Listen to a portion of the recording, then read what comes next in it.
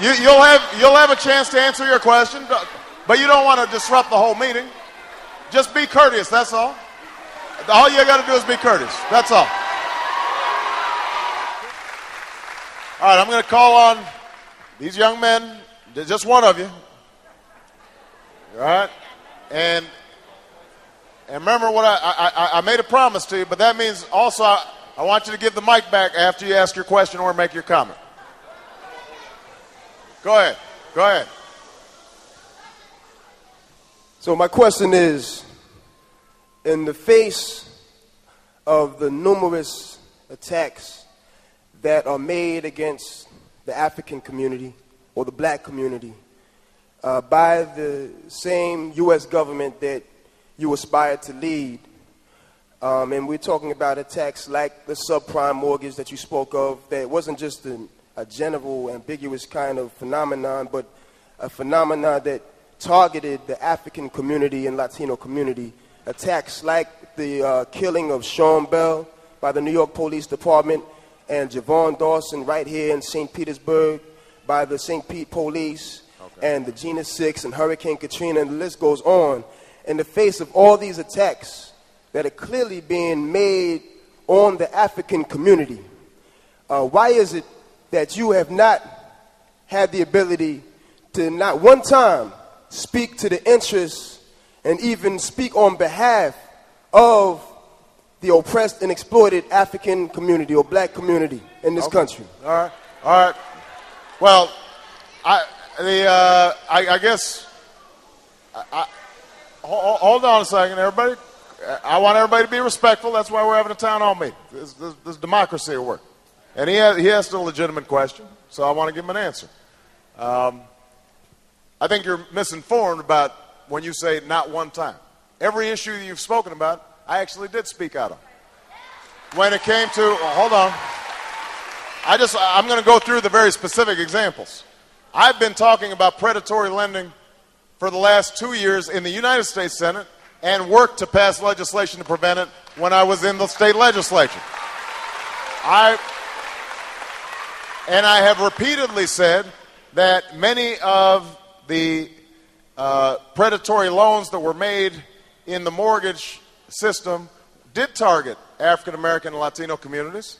I've said that repeatedly. Number two, Gina 6. I was the first candidate to get out there and say, this is wrong, there's an injustice that's been done, and we need to change it. That's number two. When Sean Bell got shot, I put out a statement immediately saying, this is a problem. I'm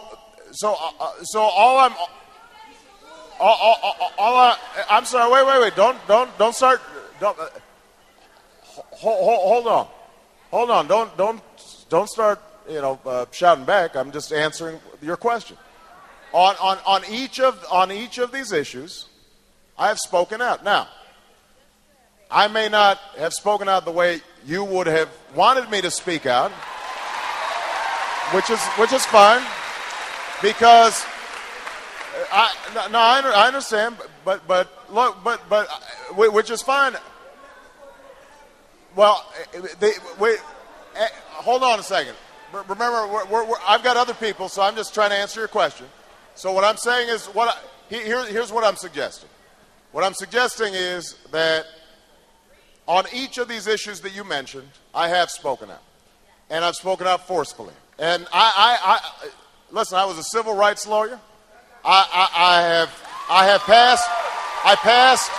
Hold on a second. Hold on. I passed the first racial profiling legislation in Illinois. I passed some of the toughest death penalty reform legislation in Illinois. So these are issues I've worked on for decades. Now, that doesn't mean that I'm going to always satisfy the way you guys want these issues framed, and I understand it. Which gives you the option of voting for somebody else. It gives you the option to run for office yourself. But those are all options. But the one thing But the one thing that I think is important, is that, you know, we're respectful towards each other. And what is true is I believe that the only way we're going to solve our problems in this country, the only way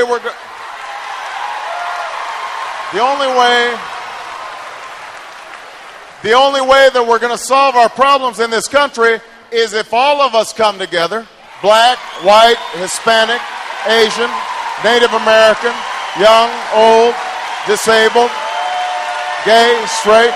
That, I think, has got to be our agenda. All right? Okay.